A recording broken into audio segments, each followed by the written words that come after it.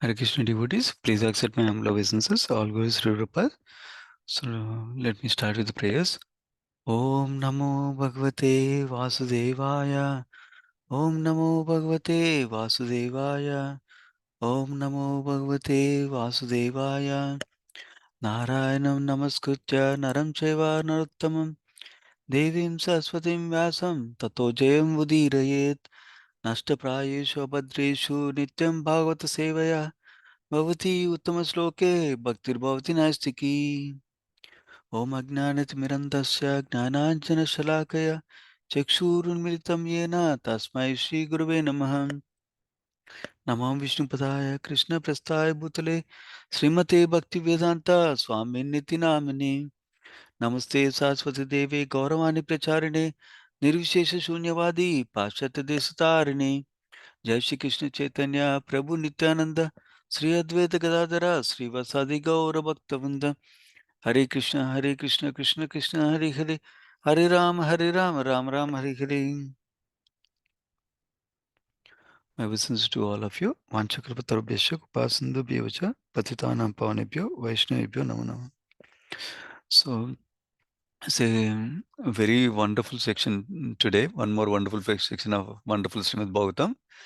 So we're going to cover the third canto, 13th chapter to 16th chapter.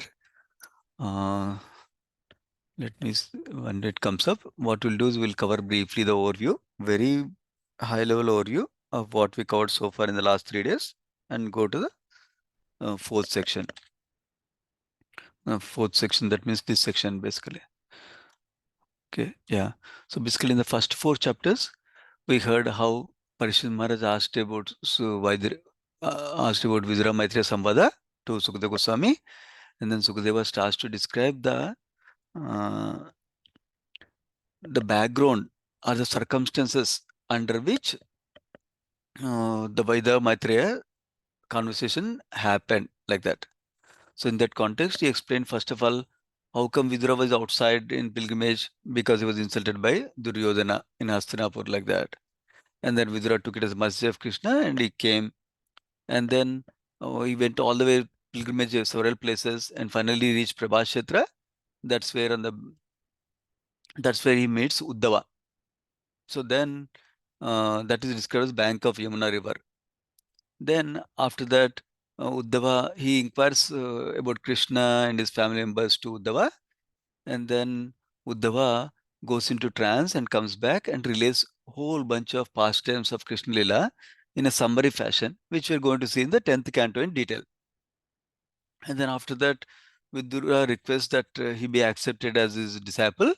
And that's when Uddhava directs him to Maitreya, considering that Vidura is senior to him, Maitreya Muni is senior to him.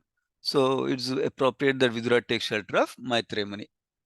And also another reason described is that he has been given by service by Supreme Lord to go to Badrikashram also. Then Vidura goes to Haridwar, and on the bank of the Ganges he meets Maitreya Muni. That's how the first 4 chapters ends. And then after Vidura meets Maitreya Muni, he asks a whole bunch of questions about Purusha Avataras, Virat Rupa, Leela Avataras, different planets, Varnashramas, all those things he asks. Then Maitreya Muni is thinking which one, should I start first? He's asking so many questions. Then he'll start with the Purusha Avataras. So he describes the basic creation of material elements and the sense devatas creation also in 5th chapter. And then description of the development of Virat Rupa is described. And then Vidura asks 2 categories of questions. He asked about the nature of the Supreme Lord and nature of the Jiva. And then Maitreya Muni answers how Supreme Lord is beyond the modes of nature and is never influenced by modes of nature, is transcendental to them. He is the controller of the modes of nature, like that. And then about the Jiva, how come Jiva is suffering even though his super soul is next to him? Jiva is very pure spirit soul. How come he is affected by matter, like that? He describes. Vidura asked. To that question, Maitreya Muni addresses that it's only because of the misidentification with the body that the Jiva is feeling the suffering. Otherwise, he will not suffer like that. And then he says, how do we get out of the misidentification? The solution is by engaging in bhakti, he describes. Bhakti is Supreme Lord. That is a solution also he describes in this section. And then Vidura asks a third set of questions in this section about vibhutis, visarga, that means secondary creation, manus, planets, like that. And then that time Maitreya Muni starts to describe, remember visarga means secondary creation. Secondary creation is done by Lord Brahma. So now he starts to describe how did Brahma appear? What did he do when he appeared? Like that he starts. So he describes about Brahmadev's appearance and then how he meditated for several years. And then finally Garbhodaya Vishnu, pleased with Lord Brahma, comes and gives darshana to Lord Brahma. And then Brahma remembers his service. Then he starts to offer prayers. That goes into the next chapter. In the next chapter, we heard Brahma's beautiful, beautiful prayers that glorifying the lotus feet of Krishna, glorifying the shelter taking to the Supreme Lord, glorifying the qualified people and describing who are unqualified people who cannot take shelter of Supreme Lord. All those things he described as the prayers. And then he finally places a request before him. What is the request he places? Broadly, two categories. He says, give me empowerment, knowledge, necessary knowledge and ability to do the creation service for you. And then help me not to become proud of this. Help me not to be not to become covered by false ego. That is a second set of category of request he places before Supreme Lord. And then we used to hear Supreme Lord's reply. He's saying, what are you asked? I already gave it to you. So now go ahead, remember that, connect, see everything in relation to me, and then perform your bhakti. You will not be affected by mode of passion or anything like that. That's how Krishna gives him confidence that you can proceed like that. Then we hear how Brahma go ahead and starts with his Visarga, secondary creation, how he creates 14 planetary systems, different types of creation, and brief description of time is given. And then the next chapter, we saw elaborate description of time, how from the micro scale at the earthly level into from different yuga cycles, how they are categorized at a little bit macro level at Manvantara, how one Manvantara is like 71 yuga cycles, 71 Divya yugas, and then how 14 Manvantaras within their one day of Lord Brahma, and like that, night also is of same size, and then Brahma's lifetime is like 1,000 yuga cycles like that we discussed.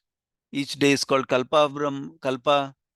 And then we discussed about how after every day of Brahma, at the night time, there's a partial annihilation. And after the whole lifetime of Brahma, there's a full annihilation, like that we discussed. Like that. And then after that next chapter, Visarga is described even more further. How Brahma first creates ignorance, 5 kinds of ignorance. Because if we are situated in a real constitutional position, I'm servant of Krishna, I need to please Krishna, then we cannot face the material, we cannot have the material consciousness to live in the material world at all. So it creates ignorance, we talked about different layers of ignorance, how we forget the original nature, how we try to misidentify with the body, and then we development with the things surrounding to the body, and then we'll become angry when we don't get what we want. All those things we discussed. And then Brahma become dissatisfied. Oh my God, this is my duty, but what to do? But I'm creating such a things for living entities, like that he thinks. But still he continues with the service. And then we heard about how from him comes Kumaras, but they say, sorry, we can't do this service now. We want to practice spiritual life only. And then with that anger, Rudra comes. And then he thought maybe Rudra will create the progeny. But then he gives the service to Rudra. And then Rudra starts to uh, annihilate instead of creating. So he says, don't worry, please stop. You just stay meditating. Like that he tells. And then he doesn't get disappointed still. He continues his service. He created 10 more sons. But then he sees that he's not really going anywhere. Not much progress is made. Then he gives one daughter is born, Walk. And we heard about the lessons from the Walk episode yesterday. How we should not criticize supreme personality, higher personalities, but we need to learn lesson from them, and we should always respect them. We should understand Lord has a purpose in dealing with them like that. And then we heard finally Lord Brahma gives birth to Swayambhu Manu and Satrupa. That's where we ended yesterday. And also last two verses were talking about how Swayambhu Manu and Shatrugna had 5 children, 2 sons, Uttanapada, Priyavrata, and then 3 daughters, Akuti, Prasuti, and Devhuti. So that's what we ended up yesterday. Basically, Brahma had Swayambhu Manu and Shatrugna as children. That's the last section we discussed. Now, having described that at the end of the last chapter, in 12th chapter, Vidura in this chapter starts the chapter with a question again. What did Swayambhu Manu do after getting his wife? Like that, he asked the question. That triggers a whole bunch of conversation that goes on with to entire this canto and the next canto also. Because he is going to describe all the descendants of Swayambhu Manu and Shatrugna coming to all the five children. The descendants of each of the 5 children, including daughters, like that is described. So that's where the discussion is going. So that is the context of this chapter, how it starts. Now going to this chapter, some appearance of Lord Varaha, that's how it's titled. So if you notice, Srimad Bhagavatam chapter titles are chosen in such a way that the prominent aspect in the chapter is chosen as a title. Not necessarily that is the only thing happening like that. So we're going to see that. So basically, Vidura asked the questions initially about Swayambhu Manu, and then there's a conversation between Brahma and Swayambhu Manu described, and then pastime of Sweta Varaha, that means white Varaha and Swayambhu Manvantara is described, and then pastimes of blue Varaha, Nila Varaha is described next. And then when Varahadev appears, all the sages offer prayers to him. We'll see those beautiful prayers also in the section. And then how Supreme Lord goes back to his abode. And finally, the final Falasruti of this chapter. What is the benefit of hearing this chapter like that is described at the end. So what we'll do is, I will go to the Falasruti and come back again to the first section. Hopefully this slide moves. Yeah, I think it's moving. Let me see.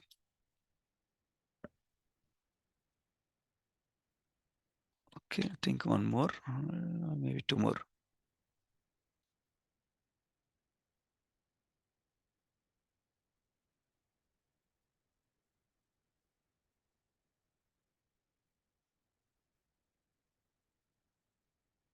Prayers by the sages, 16th chapter, right?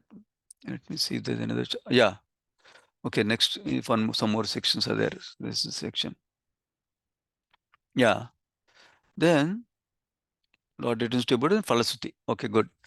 So, here, Supreme Lord is saying personally now in response to sages' prayers in this section. Okay, we'll go back to the first beginning of this chapter.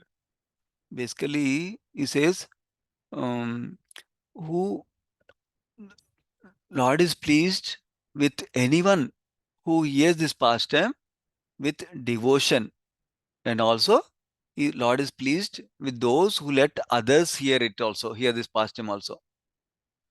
So when Supreme Lord is pleased, nothing is unobtainable. He can give everything, including his own abode to the unenlightened devotee like that.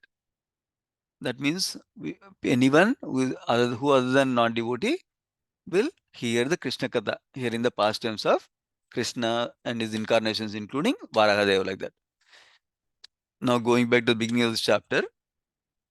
I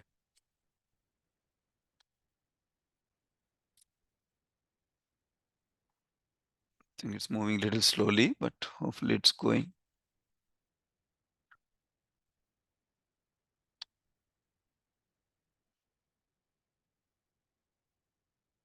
Yeah. So basically, remember, we in the last chapter ended with. Okay, we came back one more slide. Last chapter ended with Swayambhu Manu and Satrava being born, and they had 5 children like that, right? So Vijara asked about the Swayambhu Manu now. He says, is described, Vijara is glorified as person who he adored Krishna Kada. So he started to ask questions. What did he say? What did Swayambhu Manu do after he got his wife like that? And then he expresses his eagerness always. He says, I'm eager to hear with faith. Shraddhadanasya actually. There's a typo there. Shraddhadanaya, I think. Let me see. Shraddhadanaya, yeah. So I'm eager to hear with faith about the saintly king. Why? because he has taken shelter of Supreme Lord. Otherwise, I'm not interested in general affairs. But because he took shelter of Krishna, this Krishna Kada, that's what I want to hear like that. That's how he describes now. So now, then, in the fourth verse, he's saying, the greatest goal of hearing from a spiritual master is to hear about such pure devotees. Why? Because they always think about Krishna, Mukunda's lotus feet in their hearts. So, Prabhupada emphasizes many places in Srimad Bhagavatam that Krishna Katha means not only Katha about Krishna. Krishna Katha includes Katha about Krishna's devotees. Because Katha about devotees is always linked with Krishna also. That's why that is the greatest goal. What is the best thing we can hear from speech master is to hear about pure devotees, like that is in this verse. Vidura is glorifying. So Vidura is expressing that he is eager to hear, and Vidura is glorifying the Krishna Katha that he wants to hear from Maitreya Muni. And then he says, now Sukadeva Goswami is describing being influenced by the spirit of gentle and meek Vidura, that qualities of Vidura, on whose lap Krishna was pleased to place his lotus feet, it seems. When Krishna went to Vidura's home while he was eating food, it is described that Krishna placed his feet on Vidura's lap, it seems, so that he can massage his lotus feet. So, by seeing the great qualities of Vidura, Maitreya Muni started to reply, it seems. So, this is another important aspect. That is, the person audience express eagerness to hear and hear with faith and submission. Then the next section talks about Brahma and Swayambhu Manu conversation. Now Maitreya Muni is telling this story, this pastime to Vidura. He's saying after Manu, Swayambhu Manu appeared, he respectfully addressed Brahma. That's important. Okay, we'll find out.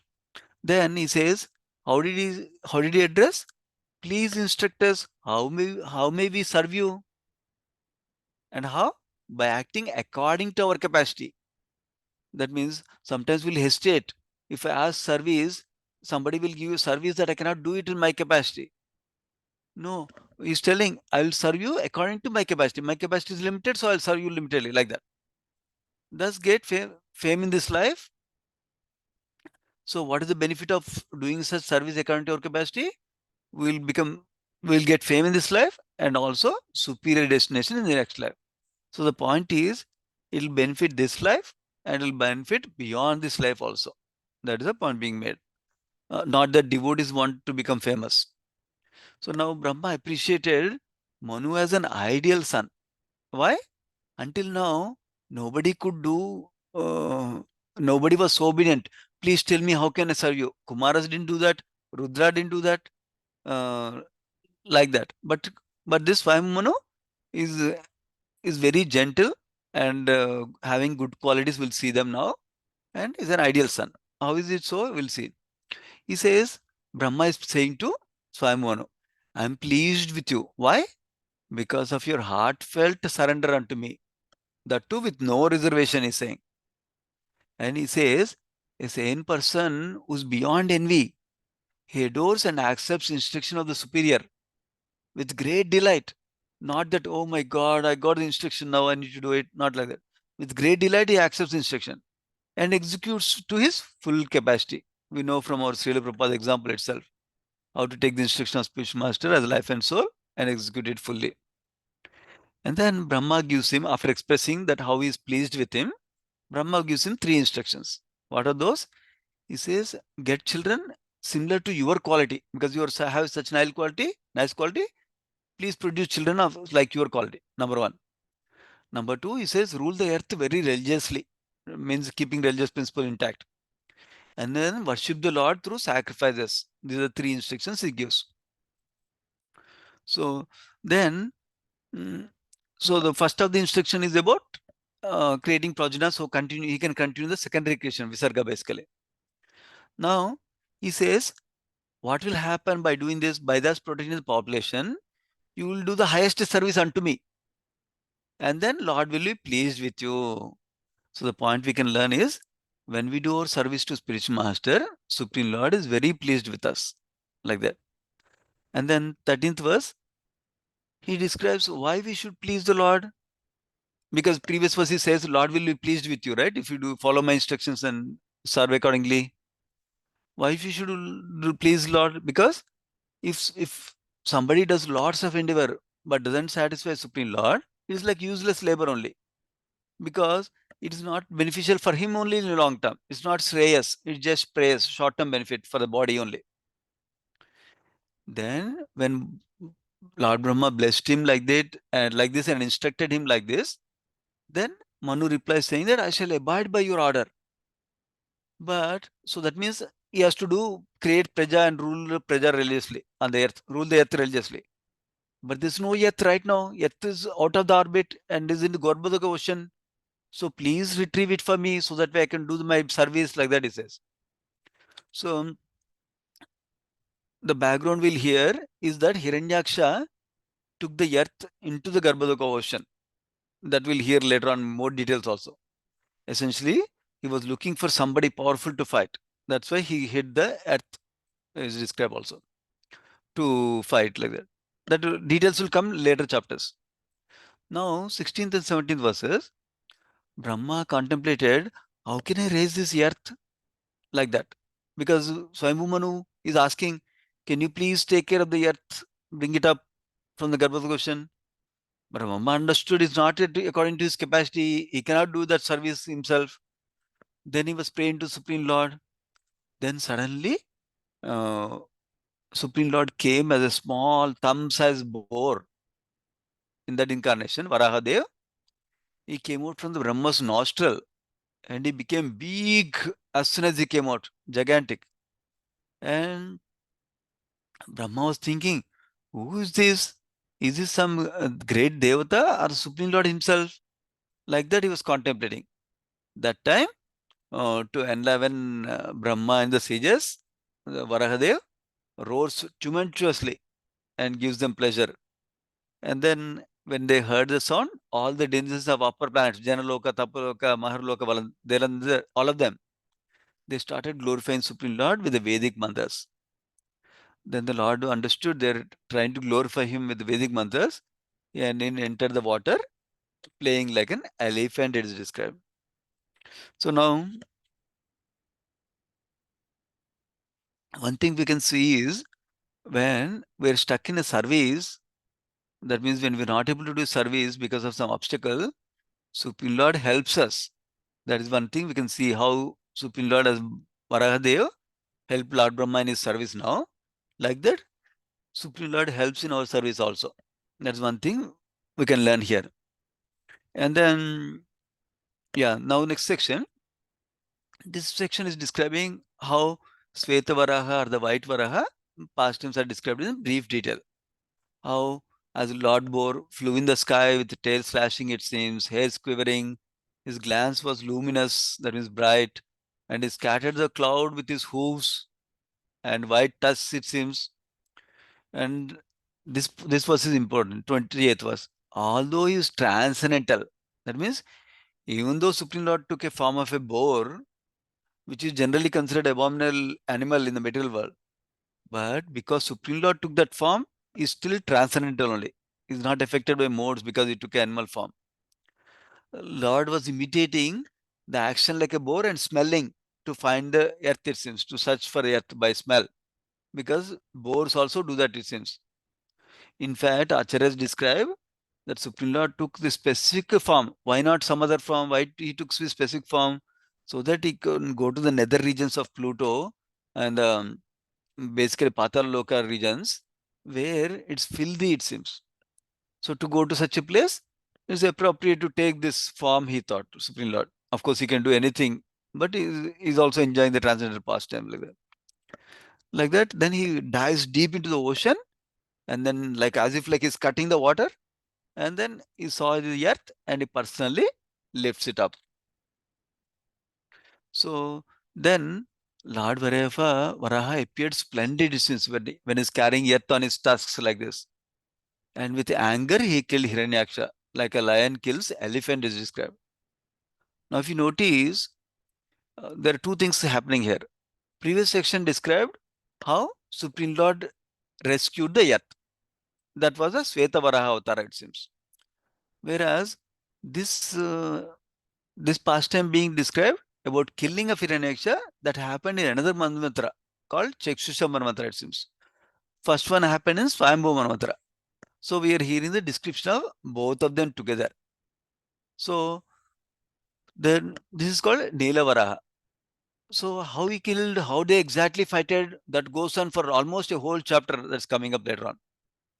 But here we hear that Nilavaraha killed this demon Hiranyaksha. Whose Hiranyaksha also is coming up. So now it's described how Lord was looking beautiful, smeared with demon's blood on him.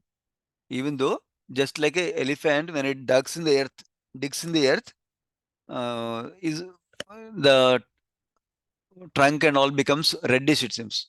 Like that, he was also appearing like that is described. And then Brahma understood this is none other than Supreme Lord. So he started to offer praise along with other sages also. Those sages' prayers are described here. So then all glories to the unconquerable enjoyer of all sacrifices. That's why he's glorifying Supreme Lord here. And then Lord Varaha's body is the form of sacrifice is described. In fact, it goes on to describe how Lord's skin is like the arose the Vedic hymns, Lord's bodily hair arose the kusha grass, Lord's eyes arose the ghee, like that he describes each element in this section. And then he says, miscreants, those who are not devotees, those who are only engaged in sense gratification, they cannot see this form of sacrifice, he says. And then he offers obeisance to him by glorifying him as worshipable by universal praise and Vedic hymns and sacrificial ingredients, and is the supreme form of all sacrifices, and is realized by one who conquered the mind by bhakti with detachment. So it's important to cultivate bhakti in our life and also simultaneously cultivate detachment also. From detachment from what? Detachment from material things. Then we can realize Krishna. That is the point being made here. But if you're always searching after sense gratification, we cannot realize Krishna easily. It takes a long time. That is the point. So now Supreme Spiritual Master of Knowledge in Bhakti, like that also is glorifying Lord Brahma and sages also. And then still Varahadev was holding earth on his tusks, it seems. And how does he appear like? Elephant's like an elephant holding a lotus flower, and he appears like a huge mountain decorated with clouds, like that it seems. And they are glorifying that you and your wife earth are like our father and mother, like that. And no one can deliver the earth like you are done, like that. And it's not a great wonder that you're doing it, because you're Supreme Lord. You can do anything, like that, they're glorifying. And then they say, we actually are inhabitants of pious upper planets, like Janaloka, Tappaloka, Maharloka, Brahmaloka, like that. We have also been purified. Normally, they're very pure souls. We also have been purified. By what? When Varahadev shaked his body, the water fell on them, it seems. He sprinkled water on them. So because of that, they're saying that they got purified like that. And they say your wonderful activities are unlimited. So please bestow your good fortune on. They're not saying please bestow good fortune on me. They're saying please bestow good fortune on all the conditioned souls who are bewildered by your powerful Maya, like that. That's a great quality of a saintly devotees. It's called paradukka dukhi. That means they're worried about others who are suffering, like that. That time, after their prayers are finished, Supreme Lord places the earth back in its position, and he departs to his own abode, it seems. And then this last three verses we already discussed, how Supreme Lord is pleased when we hear Krishna Katha like this, and we'll get the unlimited blessings when Krishna is pleased, including the chance of going back to his spiritual planet, like that. That's so this chapter ends, how Supreme Lord left after rescuing the earth, like that. Yeah. Now, the next chapter, this is the summary of this chapter we heard, wherein we heard Vidura asking questions about Swayambhu Manu, and then Maitreya Muni starts to describe the conversation between Brahma and Swayambhu Manu, and then who described about Svetavaraha, and then Nilavaraha, and then we heard about the prayers, and then we heard about how Varahadev left back to his abode, like that. That brings us to the next chapter, 14th chapter. This is also a very nice chapter. Many of these chapters are wonderful to read purports also later on, but we're covering what we can as an overview for you so that you get inspired to read the purports really, rest of the verses and purports also. So, okay, this is the overall context. First 4 chapters are talking about Vidura and Uddhava discussion, and the next 3.5 to 12 were talking about the primary creation and secondary creation, which is coming out of conversation between Vidura and Maitreya. And then finally, in the last chapter, we heard about Vidura asking about Swayambhu Manu's activities, and we heard about Sweta Varaha retrieving the earth and Nila Varaha killing Hiranyaksha in the last chapter. Now, going to the overview of this chapter. This chapter title is Pregnancy of Diti in the Evening. Okay, I forgot to put the title here. Pregnancy of Diti in the evening time. So Vidura asks now, remember in the last chapter we heard about Sweta Varaha and Nila Varaha. So Vidura asks about the fight between Hiranyaksha and Nila Varaha now in this chapter. So now then, the moment Vidura asks about the fight between Nila Varaha and Hiranyaksha, Maitreya refers to another conversation where Brahma was describing that answer to that question to demigods, how the fight happened and all that. So then, but before he goes to describe how Brahma is telling about Varahadev and Hiranyaksha fight, he tells why did Brahma start telling them first of all. So that's what we're going to see in that section. Why did demigods ask them, and why did Brahma start telling like that? Then we'll hear the events about what happened. Like basically, demigods go because their whole universe became dark. It seems so. They're disturbed. Then they ask Brahma what is going on. Then Brahma starts to describe how in the womb of Diti there are two asuras like that.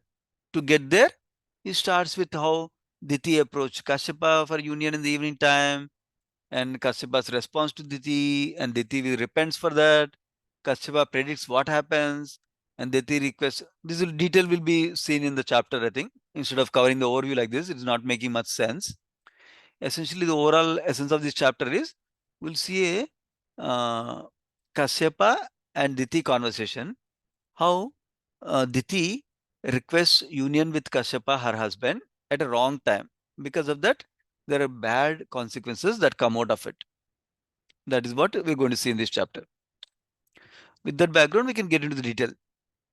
Basically, Vidura, uh, uh, so actually he is very eager to hear more and more Krishna Katha. Because of that, he's not fully satisfied.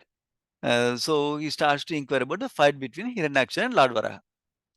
Then he says, remember in the last chapter also he said, I want to hear with eagerness, Shraddha Dhanaya we heard. Like that, please describe to this faithful devotee details of Lord Varaha appearance. My greatly inquisitive mind is not fully satisfied, like that is saying. So that's why please share with me, like that is requesting him. In the purport, Prabhupada writes, one who is factually faithful and inquisitive, both qualities are required. Being inquisitive to listen and also being faithful to listen. Then he is qualified to hear Krishna's pastimes, transcendental pastimes of Supreme Lord, like that. So these are important qualities we should have. Because if you don't have faith, we cannot absorb anything. Our heart cannot be transformed by hearing. Because by hearing, it's not the information only coming, but it is also the devotion and transformation that happens with Krishna Katha. Then when Vidura asks the questions about Hiranyaksha and Varahadev fight, Maitreya Muni first appreciates his inquiry. You were because you are devotee, you ask a nice question. Actually, this Harikatha, Krishna Katha will give liberation to anybody like that. And then he starts to give proof. What is the proof? When Dhruva heard from Narada Muni, he went back to Godhead. Of course, heard means, see, in this example, we can see Dhruva not only heard, he understood, he applied in his life very sincerely and with determination. Then he went back to Godhead. Similarly, when we hear Krishna Katha, we try to understand and we try to apply in our life. Application is the main thing. Whatever little we understand, we can apply in our life. That's how we can make progress. And then he says, Brahma described the history of the fight when the demigods questioned him. So remember, Maitreya Muni is referring to previous conversation. Actually, in Bhagavatam, this is glorified many times. That means they're not making up some story. They're actually referring to authorities before they share something, when somebody asking something like that. That is what is going on. So Maitreya is referring to Brahma demigod conversation now. So he says, one time, Diti and Kashyap Muni. So basically, Diti is one of the daughters of Daksha that we'll see later on. Okay. So basically, in the fourth canto, the details will come also further. So basically, Diti is one of the daughters of Daksha, and one time she was afflicted with lust and a desire for a child, it seems. So she approaches Kashyapa in the evening for a union while he was doing his spiritual duties. And the purport Prabhupada writes, normally it is not natural to Diti like this to agitate her husband in trance. But at this particular time, she could not control her strong sexual appetite. So also, second thing he mentions is prime duty of her husband to give her all protection like that. That's the point Prabhupada writes in the purport. So now, one of the important lesson in this theme in this section we can take about is sense control. Yeah, we'll talk more about it as the section progresses. And Diti, when she approaches her husband, Kashyap Muni, she gives all the reasons why they should have union right now like that. She says, Cupid is troubling me right now. And then all my, Kashyap Muni has many wives because he married several daughters of Daksha. So all the others have children already, but I'm the only one who doesn't have children. So if you give me qualified children, my fame will spread all over like that. She describes. And then she says, I'm actually attracted to you even before my marriage. All of us 13 sisters that he married are equally faithful to you. Then why only I don't have a child? So please give me a child. And then she says, a great person should not neglect one who approaches him in distress. That means she's trying to say indirectly that even though it's improper time, but it's an emergency. I mean, distress situation. That's why you should agree like that. She's trying to place justification before.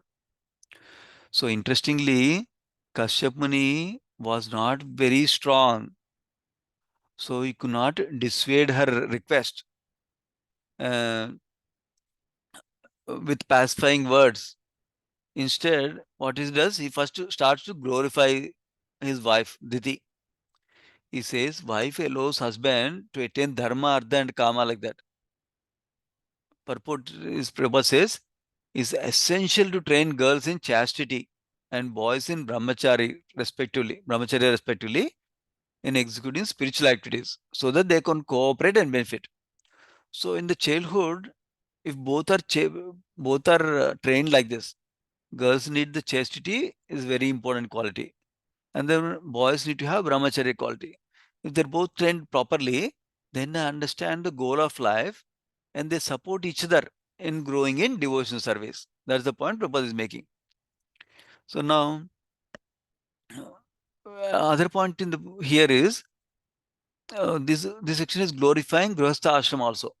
That means if we really having marriage life with God in the center and trying to serve Lord, then uh, with the support of his wife, we can support other ashramas also. Why? Because Grihastha ashrama is the only one who we uh, earn money, whereas brahmacharis don't earn money, vanaprasthas don't earn money because they're retired, and sannyasis don't earn money. Only grihasthas earn money and support all the other three ashrams. We have that responsibility. That's why charity is one of the main duty of a grihastha. And then he says that's how we can achieve perfection like that. And he says, wife shares in all auspicious activities and responsibilities, relieving the husband from anxiety. So basically, if you cooperate, if husband and wife cooperate with each other, they can grow spiritually nicely. And then he says, because of wife, a grihastha husband can conquer his senses Otherwise, they're not conquerable in other ashramas. So there's a benefit he's saying. And then Prabhupada talks about how sex life is the cause of material bondage. That's why it's prohibited in other three ashrams, only in Grihastha ashram. So why is it important to know? Sex life actually increases bodily conception of life. So we should not take it as a license for Grihastha ashrama, and we should use it for procreation. So that's a point highlighted by Prabhupada many times on this topic. So then he says, I can never repay you in this lifetime, because you're giving heavenly enjoyment, blessings of sense enjoyment, and no fear of going down to hell. Why no fear of going down to hell? Because not sinful when having union with his own wife, like that. And then now, after glorifying her sufficiently, but he didn't say strong no, he just glorified her. Now he says, can we do it little later? Like that. Still not strong. He says, others will reproach me if we engage in this act right now. And at this time in the evening, uh, dusk time, Lord Shiva moves about with ghosts. And then that's why it's inauspicious time. Why?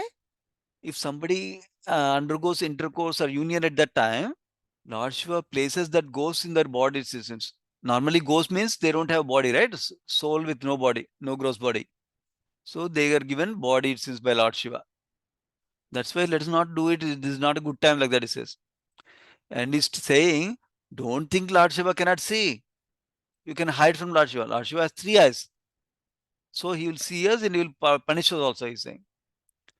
And then don't think that actually because your sister is Sati and her husband is Lord Shiva is your brother-in-law, so he will discount, he will not bother about you. No, Lord Shiva is equal to everybody.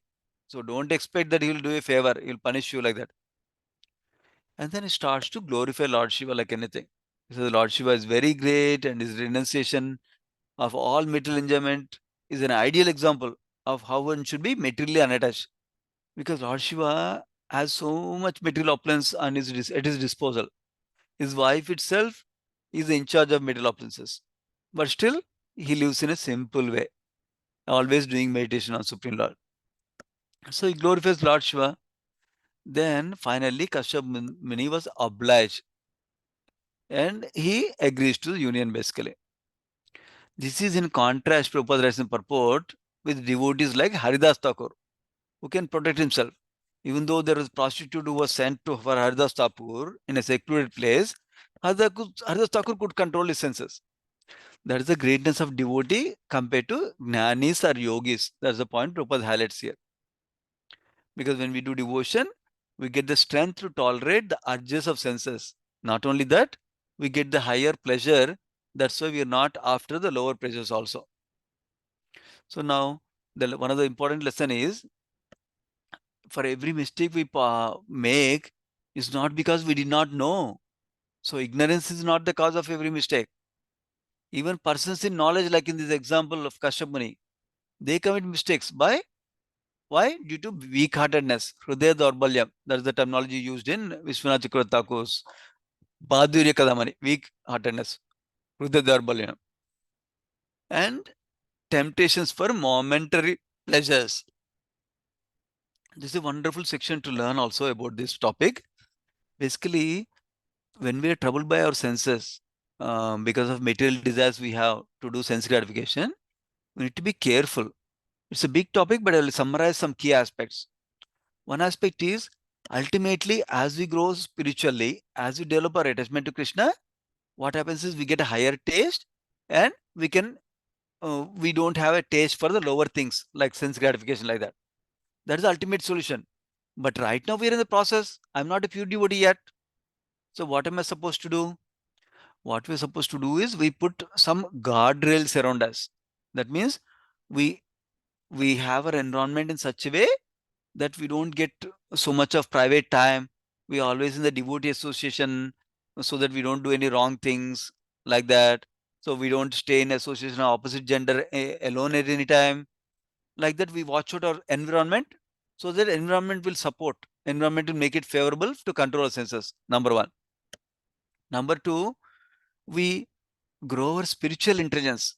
With spiritual intelligence, which comes from reading scriptures and hearing from scriptures, then we can tell our mind, okay, mind will propose, okay, let us enjoy like this. Then intelligence will say, actually, that will give pleasure for few minutes, but actually, because of that, I'm getting deprived of my ultimate goal of life. So I'm getting distracted. I'm taking exit. So that's not good like that. That can be cultivated by reading scripture regularly, by hearing scripture regularly like that. That is one important lesson we can learn basically. Basically, at our current situation, we need to strengthen our intelligence and grow our bhakti. While doing so, we'll guard ourselves with the help of our suitable environment we create around ourselves like that.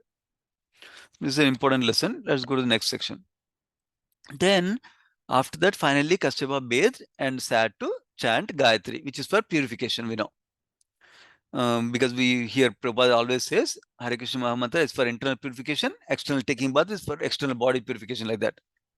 So, finally, now after the union is completed, Diti becomes ashamed and she speaks. Then she is worried. Oh, maybe Lord Shiva will kill my embryo now. Because whole thing she did to get a child. Now, maybe Lord Shiva will kill my embryo because I did some sinful activity like that, if she thinks. She speaks to her husband. So Diti was really trembling uh, that she interrupted the husband's spiritual duties in the evening. Uh, and she wanted to make sure the children are not disturbed because of her mistake now. Kashyapa speaks beautifully. He says, everything was inauspicious because of your mind's pollution, because of wrong time, because you didn't hear me, because he said, this is not right time, Lord Shiva is going around, please stop. She could have heard at least when he gave instruction, but she didn't do that also. And then apathy towards demigods. That means don't care attitude towards Lord Shiva and other demigods like that. Because of that, everything was inauspicious. Because of that, you'll have two bad sons, contemptuous sons. What they will do? They will always give trouble to all the three worlds. Three worlds means upper, middle, and lower planetary systems. And then they will torture women. And not only that, they will enrage great saintly personalities also. And they will be killed by the Supreme Lord. Actually, Dhriti likes this, later on we'll say. So the lesson here is, the greater our position or responsibility in life, any mistake we make has a biggest impact. For example, Ajamila, most of you might know Ajamila's story. Ajamila, because of his sinful activities that he did throughout the life, only he suffered for that. Now, whereas if a great person like Kashyap Muni and Diti, who are like Prajapatis for the universe, if they do a mistake, what will happen is, what they bring out is, they bring out two sons who are actually causing harm to the whole saintly persons, women, everybody. They're troubling everybody like that. They're universal terrorists like that. That means, as we grow in our responsibility, we should be very careful not to make mistakes. We might think I'm not a great leader, but each of us are example to somebody. For example, as a father, mother, we're example to our children. So we should be very careful not to make mistakes in our position. Always try to set a good example for them, because children always don't hear the instructions from our mouth. They see our example. So our example is more important for children than just listening to what we say. We cannot say, don't worry, I'm not right, don't follow me, but you just follow what I'm telling. That doesn't have big influence. It's still important to say that, but it's not give a big influence. So we should be careful to improve our devotion first if our children want to be devotees. Then Diti requests, now after hearing this bad situation about bad children that they're going to be born, then Diti requests him, actually, I'm happy that my sons will be killed by the Supreme Lord, she says first. But may they never be killed by Brahmana devotees, by the wrath of Brahmana devotees. Because even hell, people who are living in hell cannot do any favor to one who is condemned by Brahmana. That means if people in hell are not doing a favor, Supreme Lord and nobody else will give favor to him. Because that is the seriousness of offending Brahmana Vaishnavas. That's the point she's making. So let them not make any offenses to Vaishnavas like that is requesting. So now Diti and Kashyap Muni conversation happened. Now Kashyap Muni responds to her, saying that actually one good thing is happening. One of your grandsons will be a great devotee because you repented for what you mistake. Because it is mentioned when you repent for mistakes, actually we reduce the severity of the reaction we are supposed to get, number one. And repentance is a good way to reformation also, that we know. And then he says, because of your patience and because of your proper deliberation and your faith on Lord. Why is saying unflinching faith on the Lord? Because she's happy that Krishna will be, Supreme Lord will kill the children. Because when Supreme Lord kills, they'll get a higher position. That she is sure. And then she's saying, because of your respect for Lord Shiva and me also, because of this, you'll get a grandson who is a devotee. Who is that grandson? That is Prahlad Maharaj. And Prahlad Maharaj's qualities he glorifies. He says he's exemplary even for saintly persons also. And he pleases everyone. Why? Because he satisfied Supreme Lord. So when devotee satisfies Supreme Lord, then uh, they don't wish anything else. So they please everyone like that. Then Mahabhagavata. He is a Mahabhagavata devotee and he will enter Vaikunta, like that he says. And then virtuous, qualified, is a reservoir of all good qualities. He is joyful in others' happiness. Not when others are sad, he is happy. He is joyful when others are happy. And when others are suffering, he is distressed. And he is without enemies. And he is a destroyer of lamentation of universe also. And you'll see the Lord both internally and externally also. That means he personally appear before him.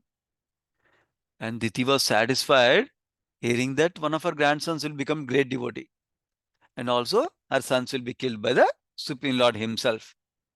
That's how that chapter ends. Basically, what we saw in that chapter was Vijay was asking details about Hiranyaksha and Varahadev's fight. And Maitreya refers to conversation of Brahma telling this pastime to demigods. So he starts to describe how Diti at a bad time approached her husband for a union. And that time, because of that, Kasyapani describes that she'll get two bad sons who will terrorize the whole universe. And then also, she'll get a wonderful grandson because of certain good qualities she exhibited like that. That was this chapter over. Going to the next chapter, 15th chapter. So because just now we finished that chapter, I'll go to the last portion of this slide. Basically, Diti became pregnant under inauspicious circumstances. That's what we heard. They did not get born yet. Okay, there she became pregnant. Now this chapter is wonderful. Demigods will approach Brahma because there's whole darkness around the whole world. So they ask him, what is going on? Can you please solve it like that? And Brahma starts to describe another narration. That is beautiful narration we'll hear. So we'll go into the section instead of going to the summary overview like this. We can cover the summary at the end. Basically, in the first section, because Diti was pregnant with these two bad children, right? And she didn't want to deliver them. For 100 years, she kept them, it seems. Why? She did not want to cause trouble to demigods because of her sons, number one. And she was worried if they're born, Supreme Lord will kill them like that. Because of these two reasons, she did not deliver, basically. And then, because they're pregnant, she was pregnant with such a bad demoniac sons, whole universe was spread with darkness everywhere, it seems. That is why demigods were disturbed. They came to Brahma and started glorifying Brahma. Sometimes even equating him as Bhagavan like that. Because he is Lord's representative. Then they asked him, can you please solve this darkness problem? Like that, they requested him. When the demigods requested Brahma, Brahma starts to describe the background, flashback story of these two sons, two demonic sons that are there in Diti's womb now.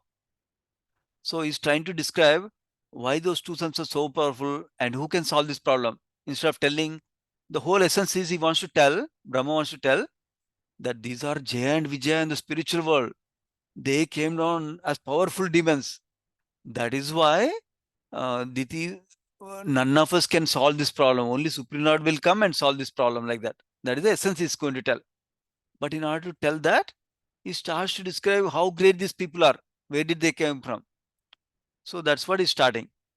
So he starts to narrate how Jaya and Vijaya one time were cursed by 4 Kumaras to become demons and enter Diti's home like that. So to explain that, he says, my 4 sons, the 4 Kumaras, Sanaka, Sanatana, Sanandana, Sanat Kumara, they sometimes travel to the spirit material world, sometimes to travel in the spiritual sky. They don't have any desire. Like small children, they travel without any material desires like that. That's how he starts the narration. And he says, one time they went to Vaikunta. So in this picture, see, they're entering the Vaikunta Loka. So one time they went to Vaikunta Loka, and they say, in the material world is full of cares and anxieties, but residents of Vaikunta are free from all anxieties. Remember, Prabhupada loves to describe this. Vaikunta means, Kunta means anxiety, Vaikunta means no anxieties, place with no anxieties. There's no, because there's no question of Janma Mrityu, Jara Vyadi, birth, death, old age, and diseases there in Vaikunta, spiritual world. Remember, spiritual world has different levels. Vaikunta, then Haridam, Maheshdam, and Vishnudam, like that. Krishna Loka is there on the top. We see that. So before he tells more, because he remembered Kumaras went to Vaikunta, he takes a break to describe a whole set of verses describing beautiful Vaikunta Loka for us. So we'll get a glimpse of what is spiritual world. Very few scriptures have reference to spiritual world in such detail that we have access to. In fact, I heard other religions don't have such level of detail about God, God's nature, other spiritual world's nature, like that. So we can release these verses. Basically, starts to describe how the residents of Vaikunta are so wonderful. How do they look? Vaikunta men look similar to the Lord, it seems. Basically, they have the 400 form like Supreme Lord also. But what is the difference between them and Supreme Lord then? How do you find out who is Supreme Lord, who is the devotee? Basically, the two main differences is described. One is Supreme Lord wears a Kaustuba gem, and second is he has a Srivatsa mark on his chest. Those are the two main differences between Supreme Lord and the devotees there in Vaikuntha Loka. And what are they doing? Vaikuntha men are always engaged in bhakti, and they don't have any desires for sense gratification, it seems. And Vaikuntha Lord is the original person and is only understood through Vedic literature and is in pure goodness, not in the our goodness, is beyond the material modes. And he contributes religious progress for the devotees, he says. That, oh, what happened? Let me see if I missed any slides. 12 to 25. Let me see 3.14, 3.15, 12 to 25. Oh, looks like I missed a few slides. I will explain that by looking at the book. So they're nice though. So basically, let me see if the slides are just jumbled away. Then I can look at them. Otherwise, I can just describe.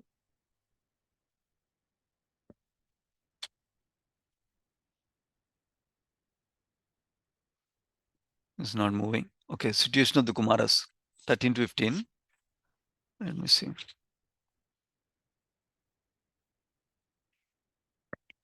That's going to the next chapter, I think. That's going to the next chapter. Okay, let me go back. It's taking slowly moving. Okay, this is the previous next chapter. Okay.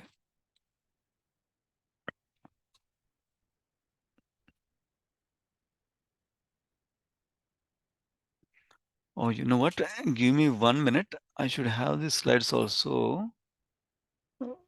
Probably let me stop sharing. I should have this slide also on my computer because I was copying from one chapter related slides into one common slide deck combining all 4 chapters. Probably in that process that went away. Let me, yeah, I found the slide deck. Let me see, use as view only, and then, okay, good. And use in read only mode. Okay, good. Okay, let me share my screen again so we can cover the slides also directly. I think this is the one, I think. Let me see. Yeah. Okay, good. Let's see we don't miss any slides. Sanaka Sanatana. Okay, this we covered this slide and we covered this one. Yeah. Please forgive me, it's a little bit jumbled the title, but that's okay. We'll still cover it.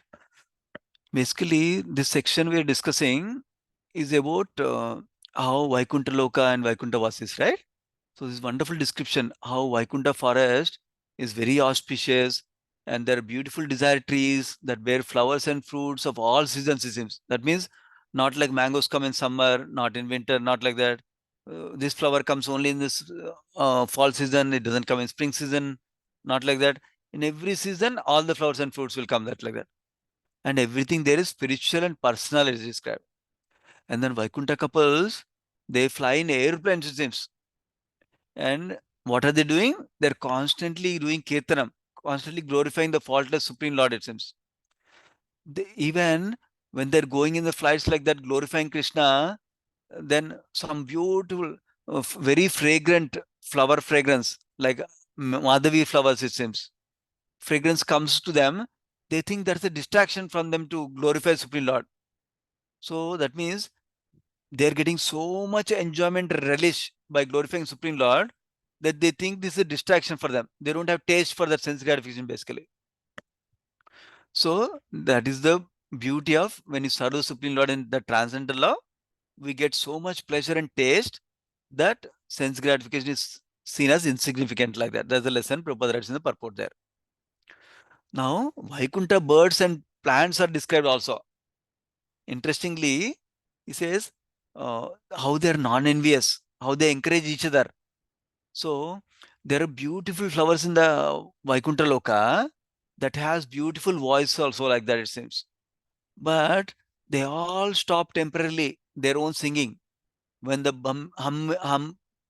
when the bumblebee comes and says zzz, like that.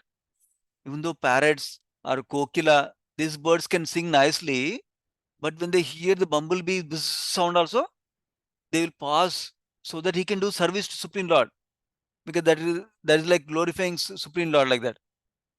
That's so hearing and chanting are very prominent in the Vaikuntha world like that. They don't have envious. Oh, you don't, your voice is nonsense. You do stop. I will sing. Not like that. They're encouraging others to do service to Supreme Lord like that. Similar mentality is shown in the Vaikuntha plants also. Even though there are so much beautiful, beautiful flower plants, giving beautiful flower fragrances there. But they greatly respect Tulsi, it seems.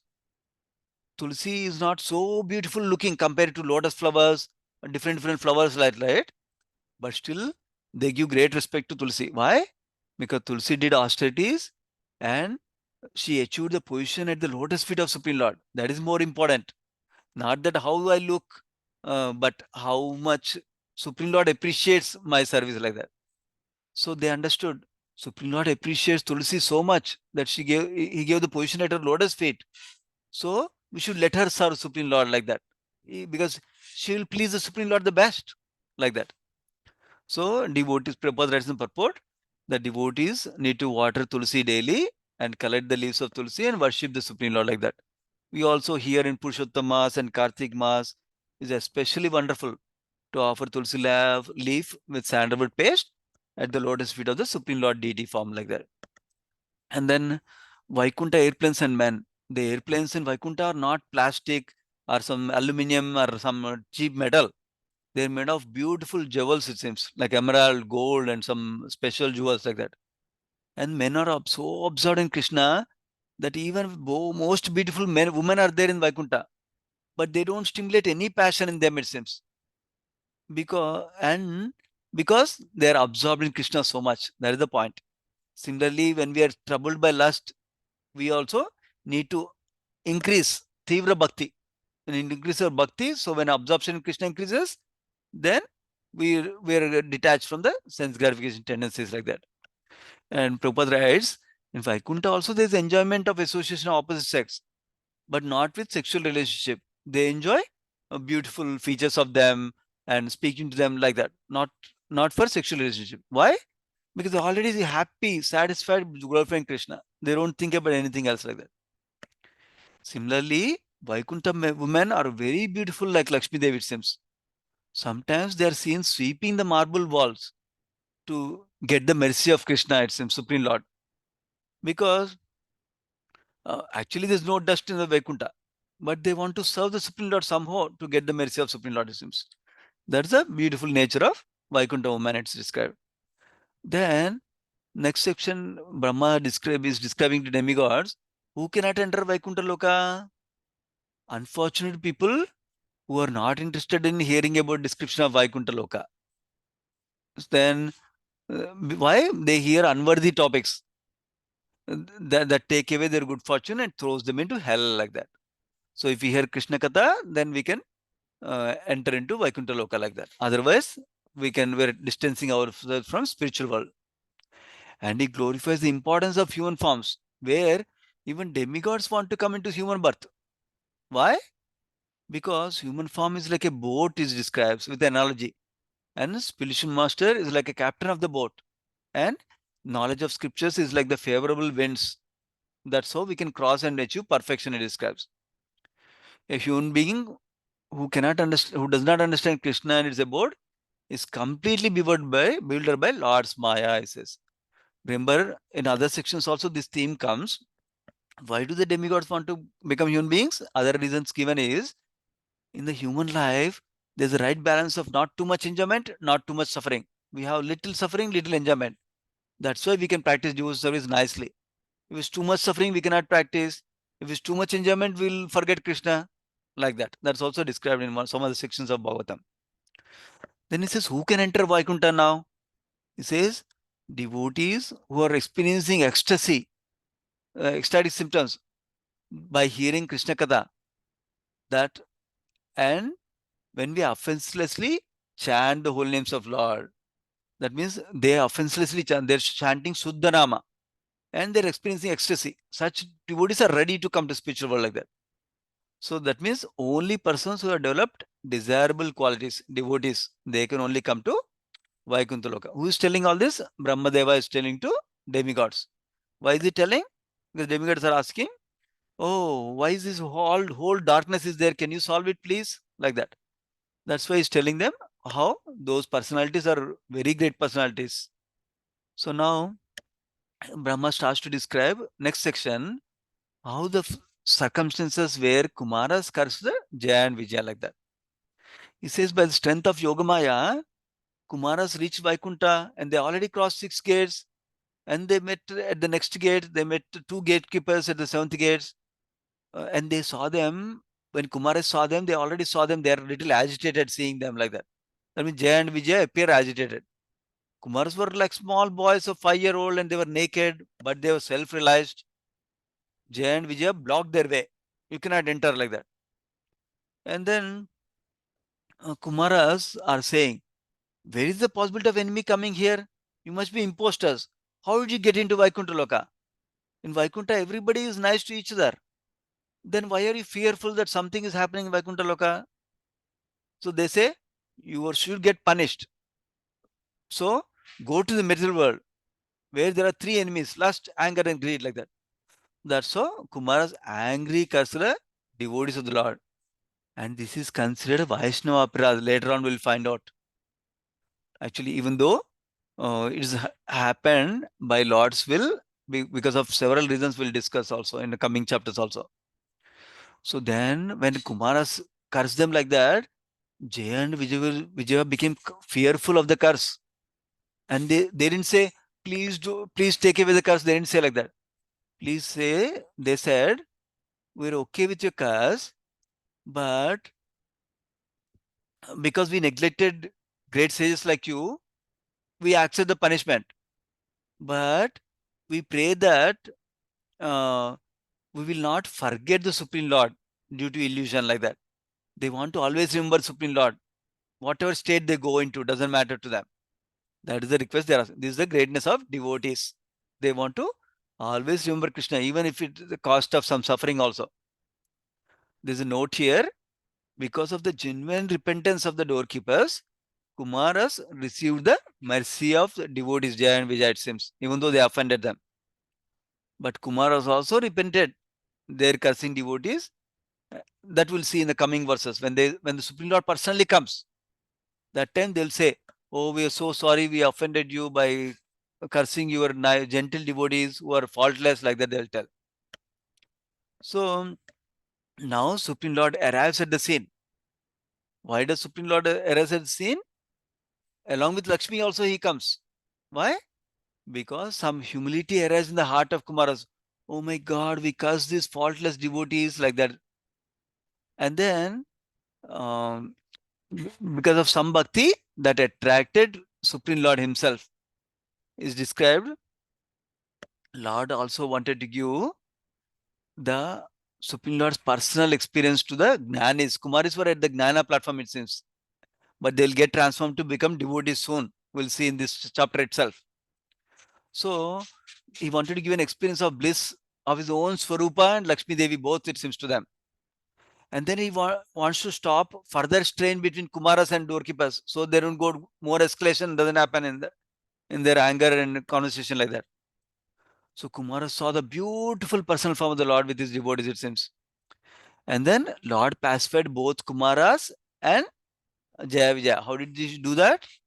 By his pleasing face, he pacified Kumaras, and by his affectionate glance, he pacified Jaya and Vijaya, it seems. Pacified, why he is saying here? Because Kumaras was afraid that Supreme Lord may be angry because we cursed his devotees, like that. And Jaya Vijay were lamenting that they'll fall down due to Brahmana's curse, and they'll no longer see Krishna's beautiful form anymore, Supreme Lord's beautiful form anymore, like that. That's why pacified both of them is described. See, Supreme Lord accomplishes so many things in one action, like that.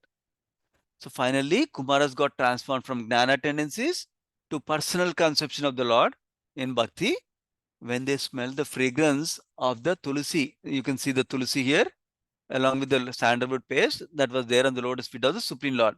As soon as that fragrance came to the nostrils of them, they became Bhaktas. But see the highlight here.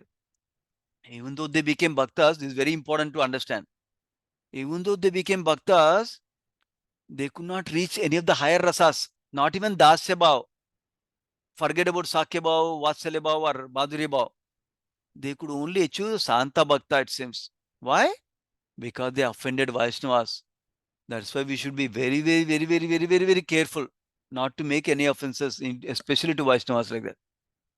So, of course, Vaishnava offense is also Vaishnava to the holy name. So we should be very, very careful in the offenses, like that. That is all. This chapter is ending towards with the last section where Kumaras offer their prayers to Supreme Lord. In this section, they're saying, you're not manifested to sinful people. Your transcendental form can be only understood by bhakti. Because your surrendered devotees are immersed in hearing Krishna Katha, they don't even consider liberation as a great thing. They don't even consider happiness in Swarga as your mercy. They only want to serve you, like that. And they tell their aspirations. What are their aspirations? May we be born in any hellish consideration. Doesn't matter. But we pray that we are always engaged in your service.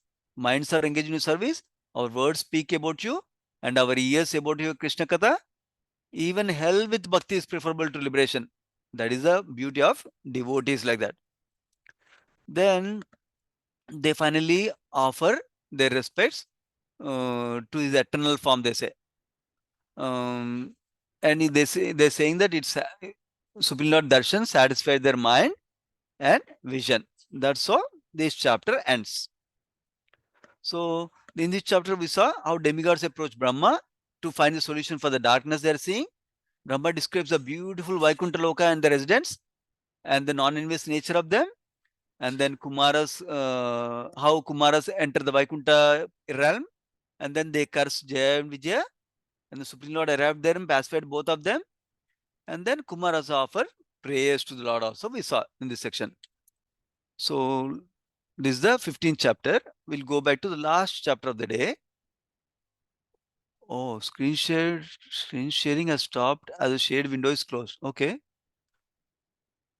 Is the recording still going on? I hope so. Okay, good. Let me open the other slide where we can go to.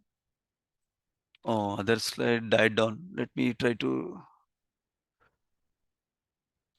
refresh the screen browser. What is the time? Okay, we have 7:50. 13, 14, 15, 16. Yeah. 16 chapter is also nice. There are few lessons there. We'll cover those lessons. This is which chapter? This is 16th chapter. Okay, I cannot see. I think I'll share my screen now, so you can see. So 16th chapter is the chapter title is Jaya and Vijaya's cursed by the sages. We thought they're already cursed in the last chapter, right? Let me see. Yeah. So, but this is going on. Describing further conversation between Supreme Lord and Kumaras also is describes. So this is the Brahma describes Vaikuntha Loka. This was 15th chapter overview, right? This was 15th chapter overview. Sorry, let me go back. Okay. Here 16th chapter, first 12 verses. What happens in this chapter is, remember Supreme Lord gave darshan to them. So this is giving the details of the conversation between Kumaras and Supreme Lord. Earlier chapter gives a summary view. Kumaras and Jaya Vijaya were fighting in one sense. Kumaras cursed Jaya Vijaya. Supreme Lord came and he pacified both of them. And Kumaras offered prayers. That much we heard. Now we're going into the deep dive of the conversation between Kumaras and Supreme Lord in this conversation. It says, Supreme Lord says, actually, I have approved the punishment you gave. I consider this an offense by myself. This is a quality of a leader. When a servant, when we are superior to somebody, and when we give service to somebody and they make mistakes, we should own the responsibility of the mistake, not just pass it on. Oh, my servant made the mistake. Not like that. We should own the mistake. That's also Prabhupada gives it that teaching also many times. And then Supreme Lord glorifies Brahmanas like anything, Brahmana Vaishnavas like anything in this chapter. In this section, he says, I became glorious because of the Brahmanas. And if somebody feeds Brahmanas, through their mouth, I accept the food. And I take the dust of the Brahmanas' lotus feet. So people who respect Brahmana, they'll please me. Others don't please me. So the essence we need to learn is, Namo Brahmane Devaya, Go Brahmana Hitaya cha. Jagatitaya Krishna, Govindaya Namo Namaha. Krishna is so inclined towards Brahmanas. So if we please Brahmanas and Vaishnavas, Krishna is very pleased. That we need to remember. And we should never displease Brahmanas and Vaishnavas. Many times Prabhupada, whenever the section talks about Brahmanas, he clarifies it's Brahmana Vaishnavas, like that he clarifies Prabhupada. And then he says, let my servants come back to me soon. So he's talking to Kumaras like that. So it's okay. I approve the punishment. You curse them. They need to go to material world. I understand. That's okay. But I want them to come back to my service soon, like that. So this is the nature of Supreme Lord. He always want to take care of his devotees. He wants to see his devotees close to him always, like that. That's what we can see here. So now that means that is why we should, whenever we're doing service to our spiritual master and Krishna, on behalf of Krishna, we should be very careful that we should be qualified with nice qualities so we can do the service nicely. Otherwise, it will be a bad mark on our spiritual master, bad mark on Krishna, bad mark on iskcon, like that. Okay, that's one lesson we can learn from here. And then Lord glorifies the Brahmanas. So feeding Vaishnavas is a wonderful thing that pleases Supreme Lord, we heard of also. And then, yeah, in this section also, in the previous section, Supreme Lord says, those who don't take care of Brahmanas, cows, and defenseless creatures, then they are actually torn apart by vulture-like messengers of Yamaraja, he says. So we should always take care of dependents nicely, whether children, women, cows, animals. We should not cause harm to them like that. That is the point being made. And then this section, situation of the Kumaras, is actually Kumaras could not understand what is this. Supreme Lord is saying that I approve your punishment. He is saying that actually Brahmanas are better than me. I take the dust of lotus feet of Brahmanas. They got little puzzled with the speech, but they understood Supreme Lord is okay, happy anyway. That they understood it seems. So, the Gauranga Prabhu writes a note in his Bhagavad Subhadhini at this point. Actually, they could not relish the sweet words of Krishna at that time, it seems, because they made offense to devotees. That is why they were not able to appreciate the sweet words of Krishna. That is the point being made here. And then they were wondering, is he condemning us or is favoring us? Sometimes we also get doubts. Supreme Lord spoke like that nicely, enigmatic way. So the sages were happy nevertheless finally. And the next section, Kumara start replying to Lord Narayana, it seems. So what do they say? Actually, remember previous section, Supreme Lord said, actually, Brahmanas are greater than me. I serve my Brahmanas like that, he said. Now they say, actually, you only protect the Brahmanas like us. You respecting Brahmanas just to set an example so that others also follow your example nicely and respect Brahmanas so that they can elevate also. Actually, you don't depend on anyone's mercy. Because in the previous verse, he said, I take the dust of lotus feet of Brahmanas like that, right? So you don't need mercy of Brahmanas actually. Everyone is dependent on you. You're not dependent on anybody. Actually, we curse to faultless devotees of you. So please, we accept whatever you do.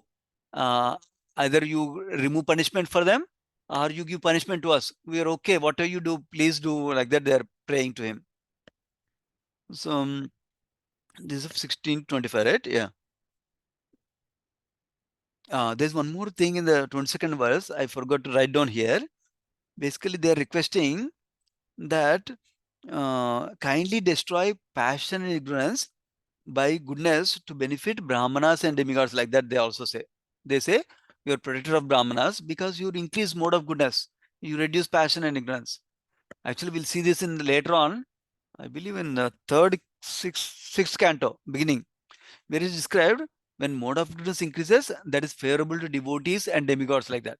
When mode of passion ignorance increases, that is favorable, the time is favorable to demons like that is described. That is the connection to this one. So then, yeah.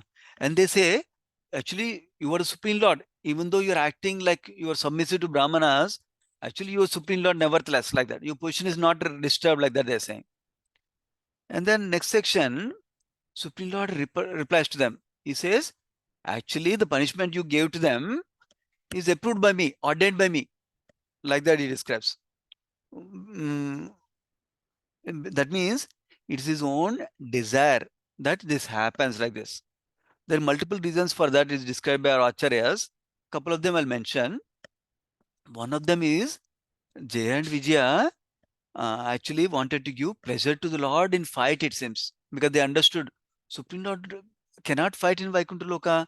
We want to give him a proper fight like that in Veera Rasa, like that. So then that is one reason.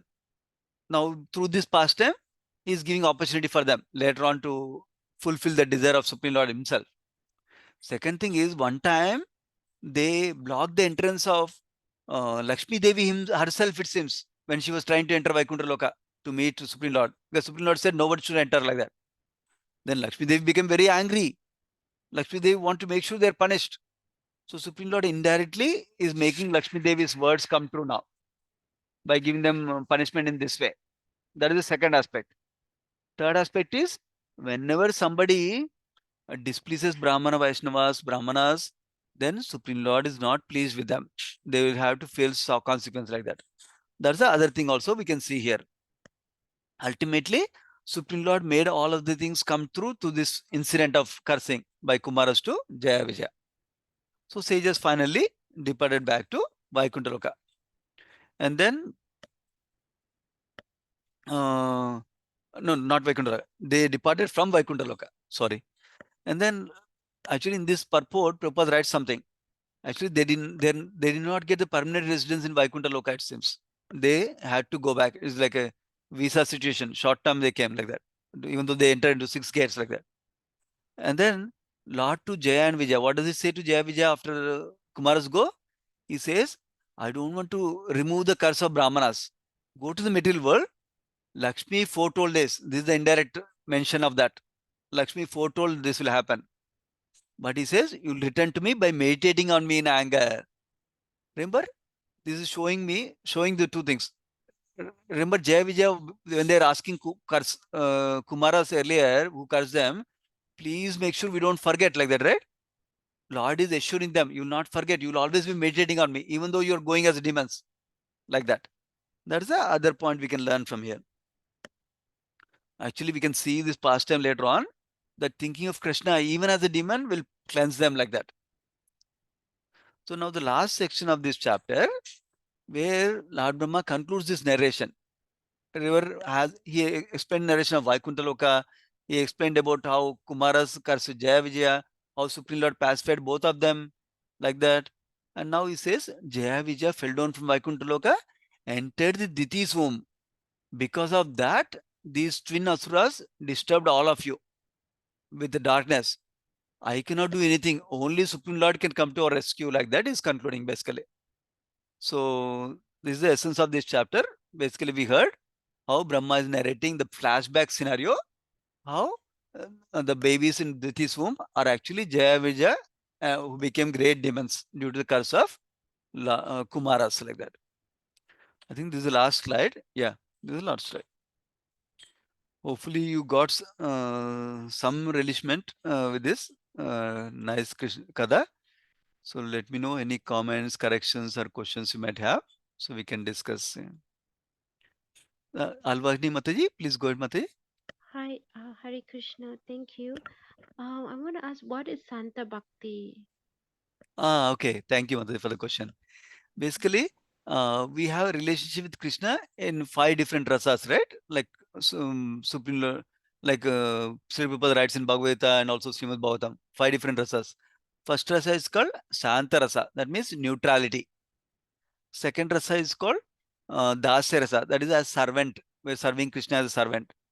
Next rasa is called Sakya rasa, like a friend of Krishna, like Gopa friends, for example, like Madhumangal, Subal, like that. And then next rasa is called Vatsalya rasa or parental rasa. That is a rasa like Mother Yashoda and Nanda Baba, like that. And then finally, highest is Madhurya rasa. That is a rasa in conjugal mode, like the relationship between Krishna and the gopis, like that. Make sense, Mati? Yeah, so that means that they only attain Santa Rasa, Correct. and then they go to the Golka Vrindavan and become like a flute and necklace of Krishna. Yeah, they will be somewhere Um, in spiritual world. Is not mentioned if they go to Golak Vrindavan or some one of the spiritual planets. Is not, that is not mentioned. I am not aware of that yet. But remember that the Santarasa is also possible in other lower realms in the spiritual planets also, like Vaikuntha planet also is possible. For example, conjugal rasa is not evident in Vaikuntha Loka. Vasara rasa is not evident in Vaikuntha Loka. Sakya rasa is not evident in Vaikuntha Loka. But Dasya and Santa are there in Vaikuntha Loka also. But I did not hear where they went, Mate. Yeah, somewhere in spiritual world only. Yes, makes sense. yeah, thank you. You're welcome, Mate. Yeah, Padmini Mate, go ahead, Mate.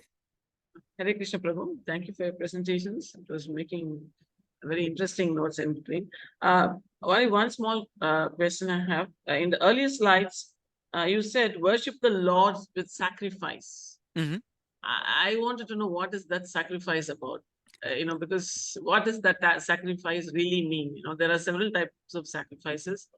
In this contest, which sacrifice did you really point out to? Or he it's shown Ah, in Bhagavatam. Got it. Third canto, 13th chapter doesn't talk about specific sacrifice we need to do. It is glorifying the Supreme Lord as the Lord of all sacrifices. Like that is glorifying. That is in the third canto, 13th So chapter. worship the Lord with sacrifice. That's what Yeah, it's. that's I'm all it says. asking, Yes, what correct. is that worshipping with sacrifice? I didn't understand. What you mean sacrifice means? Making sacrifice is okay, Prabhu, but worshipping the Lord with sacrifice was the point. So that only is the confusion. Got it. Worship, you know, Prabhupada, whenever the sacrifice word comes in Bhagavad Gita, Srimad Bhagavatam, what does he say?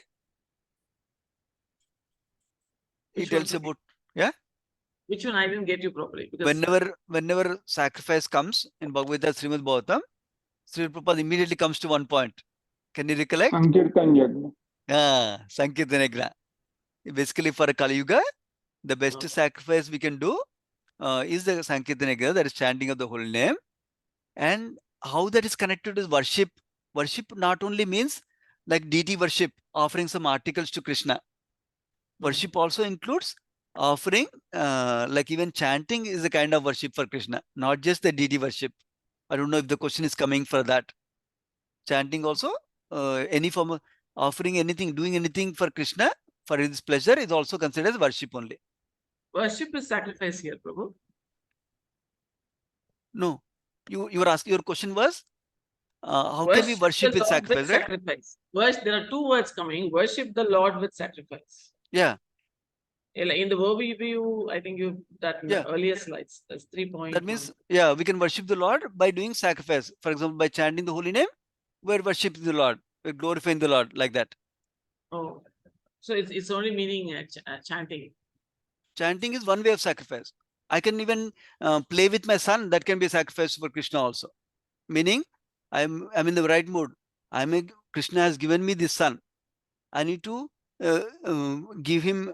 I need to take care of holistically him, physical, emotional, spiritual, all background. I need to take care of him. With that mood, I play with my son for a fixed amount of time while nourishing his spiritual path, while nourishing his physical health, mental health, emotional health also. That's also can be considered sacrifice. That means I'm doing that activity to please Krishna. Make sense? Okay. Okay. Hare Krishna. Thank you. Hare Krishna. So next one, Satyam Prabhuji.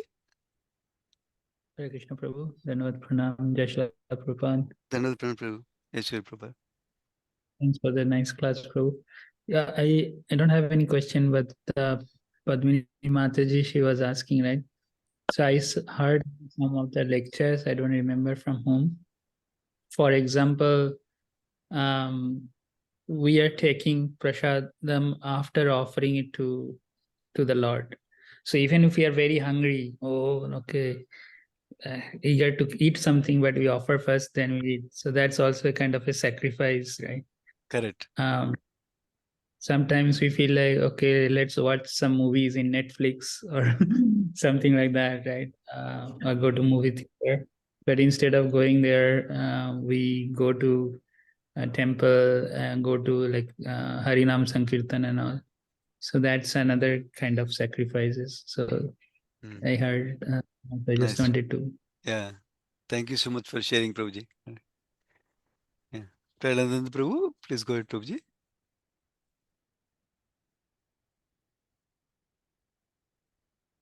Prahadanand Prabhu, you are here, Prabhuji. You can unmute yourself. Able to unmute. Okay. Yes. Okay, Yes. sorry. Yeah, we can hear you. Okay, so this interesting point about yagna is sacrifice like that. One Krishna says in Bhagavad Gita 3.9 that yagnarthat karmano anyatra lokoyam karma bandhana. So any activity which we should do for yagna, Vishnu's name is Yagna, right? So it's yagnarthat. For Vishnu, if we do anything, that also constitutes a sacrifice. And that one will exempt us from karma bandhan. That's the sloka which it came to my mind that 3.9 is like that way. That's one interesting point. And then another interesting point is, let me see, about the rasas. About the rasas, if you go to in Brahma Samhita, Vishwanath Chakravarti, Bhakti Siddhanta Maharaj, Prabhupada Maharaj, Gurudev, he has mentioned that those who are in these three rasas, they go to Golok Vrindavan. Those three rasas are Madhurya, Vatsalya, and Sakya. Others, they go to Vaikuntha, Santa, Oh. and like that. They go like that. But those three are the ones which go to Golok. That's what he has classified somewhere. I'm trying to find that out. Was it in 36? Finding it out right now, but that's what I have read somewhere. Yeah. Do That you makes know that? that makes sense though, Prabhuji. That makes sense, Prabhuji, because we don't see Supreme Lord playing with his friends in Vaikuntha Loka. Yeah, We don't that's see right, Supreme Lord having parents in Vaikuntha Loka like that, yeah. right? It makes sense in that sense. Yeah. Yes, Thank you. yes. I'll post that, if I find that slope in Sure. front of the site. Yeah. Thank you for the reference. Oh, okay, I found it here. Yeah, go ahead, Ravi. It's Brahma Samhita, text number 36, in the purport in middle of that second paragraph. Those of Sakya, Vatsalya, and Madhurya Rasa, juvenile love, attain Golok Dham, Krishna's abode, above Vaikuntha. Right? So that's where he is pointing out, these are the main, and above that he writes, those who are advocate of Santras attain the region of Brahma, Paramatma, the seat of eternal peace. Those of Dasyaras get to the Vaikuntha, the spiritual majestic abode of Sri Narayan. And then those of Sakya, Vatsalya, and Madhurya, they go to Golok Vrindavan. Wow. Thank you so much, So Prabhu, for sharing. this is kind of, it doesn't mean that there is no Santras in Golok Vrindavan, but I understand that majority are these ones which are there. And I also understand they have interchangeable kind of role which they can move from Madhurya to Vatsalya, or from Vatsalya to even Santaras, like that, just for the Leela purpose, like that. That's what my understanding was. Okay. So, thank you very Yeah. much. Thank you so much, Rudy. Yeah, wonderful reference, Prabhu. Thank you. Hare Krishna. Yeah, Satya Prabhuji. Yeah, while we are discussing this, Prabhu, in Golok, in Vaikuntha, Krishna is in 400 form.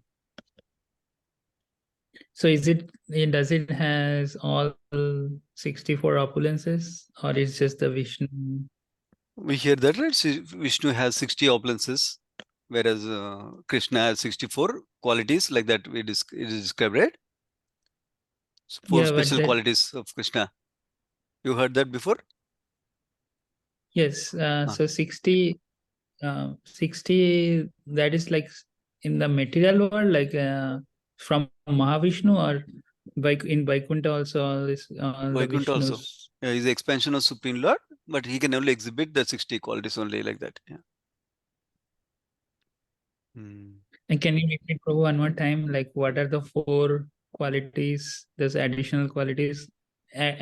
One I know, like he can play Basuri. So that's one. Right. One is that there are words also. Venu Madhurya, like that means he plays the flute very beautifully. And then second is the Leela Madhurya, that he does wonderful pastimes with his devotees. Then third will be, what else? What are the other 2? Rupa Madhurya. Rupa Madhurya. Beautiful form of Krishna. And what is the 4th one, Prabhuji, if you remember? Prem, loving, Bhakta Vatsalya. Prem Madhurya, I understand. Prem Madhurya. Oh, that means is associated with the loving devotees always, like that. Yeah. That is the fourth beautiful quality. Yeah. Rupa Goswami, or they give it in even percentage wise. Bhavan Krishna 100%, all Vishnu are 94%, and Shiva, Lord Shiva is 84%, and souls they can rise up to 78% of qualities. Yes. Yeah. This also is given like that. Yeah. Based on these numbers only. Based on these numbers only. Right. 60 out of 64 is so much percentage, like that. That's what it is. That's right. 64, I think 100% Bhavan Krishna. Yeah. Correct. Yes. Thank you, Roji. Very nice. Yeah. Any other comments or questions? So, Prabhuji, I understand that we will not have exams every canto, but Correct. all the exams are given. So, Yeah. we just can start preparing for the real exam at the end of 6th canto. Is that correct? Yes. Yeah. Yeah, Correct, okay. bro. Yeah. Yeah, right. Very And good. you already have you all know that there's a question bank already on That's the right. portal, including answers are Yes, also there in that, right? You're familiar with that? right. The answers are also given there. Yeah. Mhm. So that also you can go through them. Yeah. Prabhu, you have disabled the we can, like, for practice we could be, earlier we were able to practice it through the portals, but now it's disabled, Prabhu. Like, we can't use the portal to just answer, for a trial sake. If I have studied everything, I can just go to the portal and give a trial whether am I doing it right. I wish you enable that, so that it's not going to matter whether what mark I'm getting, but in what way my understanding has improved. Can you do that? Disable? That's not going. Is there any difficulty in doing that? I'm not admin, Madhi. I can share this question with the admins, so they'll respond to you, We Madhi. study, we remember, but it's always nice to have a practice sort of, then earlier it was possible for us.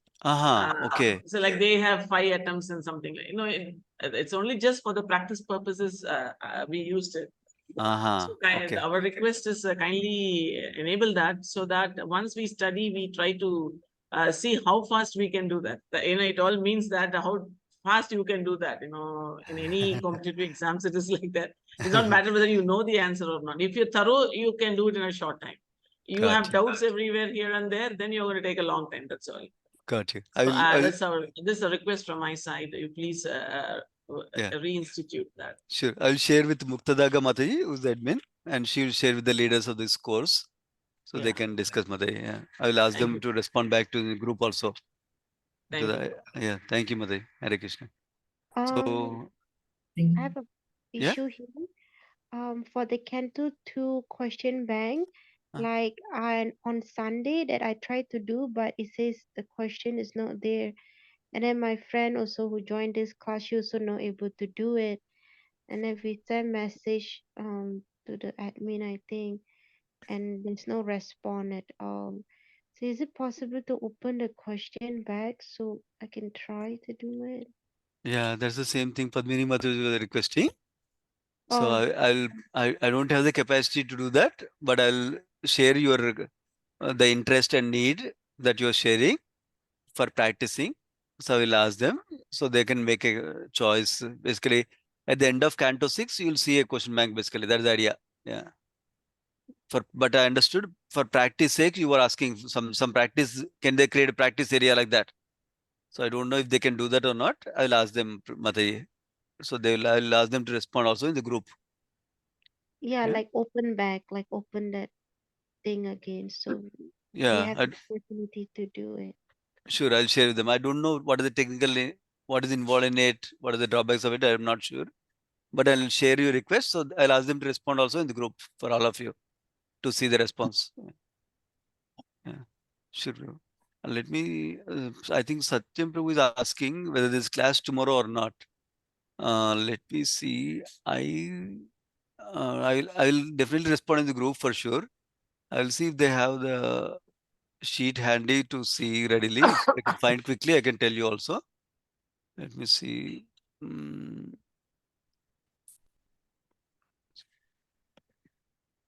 Course, I think this one, yeah. What is that? Bhagavata Diploma, right? Srimad Bhagavatam Diploma. Diploma Srimad Bhagavatam, okay. And today, yeah. I see the next class is on October 9th. That means, yeah, it's just preparation time for you. Weekend holidays only. Next class is on October 9th, I see, Prabhuji. Sure, Prabhu. Yeah. Prabhu, I think I have also a request. So I think the question MCQs after every canto, that was helpful, rather than like wait for 6 cantos and take the question or exam, whatever. Because then I think we will be, at least that is my kind of nature. I will revise this later when we'll have the exam after 6 cantos. So, but if it is like every canto, okay, then before the exam, at least I will rewatch the videos and all. Otherwise, it's like all piling up. Like, okay, after 6 canto, I will watch it, which will be difficult. So I think that idea of taking that kind of, I would not say exam, but taking those MCQs after every canto was helpful. I don't know why it was taken down. Yeah, I also don't know, Prabhuji. I will share that feedback also. These two feedbacks I'll share about the multiple choice questions. So administration can respond to you directly. Yeah. I'll share with Muktadaga Mataji and Preeti Vilasin Mataji. I'll share with them so they'll decide, Prabhuji, and update you. I don't know the background behind the decision. Yeah, what happened? Yeah. Yeah, I think it was good. Like every canto, we get time like Friday, Saturday, Sunday, just to revise and like take that exam or questions. Yeah, right now also you could do that like this. Basically, we already know questions, right? You can revise and don't see the answers and see the question bank without seeing the answers in the last page. Without seeing that, try to understand. And not only answering it, try to go into it more details also if you want, if you can, that will be best. But I'll definitely share your feedback. In any case, these two feedbacks I'll share. Every canto questions, multiple choice questions is preferable for some devotees, Satyam Prabhu, and then two devotees are asking about can we have the practice, can we have a way we can practice this quiz like that. So I'll share, Prabhuji, ask them. Okay, it was wonderful discussing with you. So, a lot of you are so eager. I wish you all the very best in your studies in Srimad Bhagavatam and deep studies later on also, not only this overview. And I will again come back later on, I think, in November. I'll be covering the fifth canto. I believe fifth canto. Yes, I think it's fifth canto. November, I'm scheduled to do. So till that time, I wish you all the very best to all of you. Yeah. Thank you. Thank you. Hare Krishna, everyone. Yeah. Thank you. Yeah.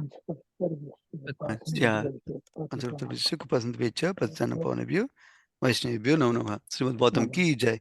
Sri Prabhupada ki jai. Yeah. Thank you, devotees. Hare Krishna. Hare Hare Krishna.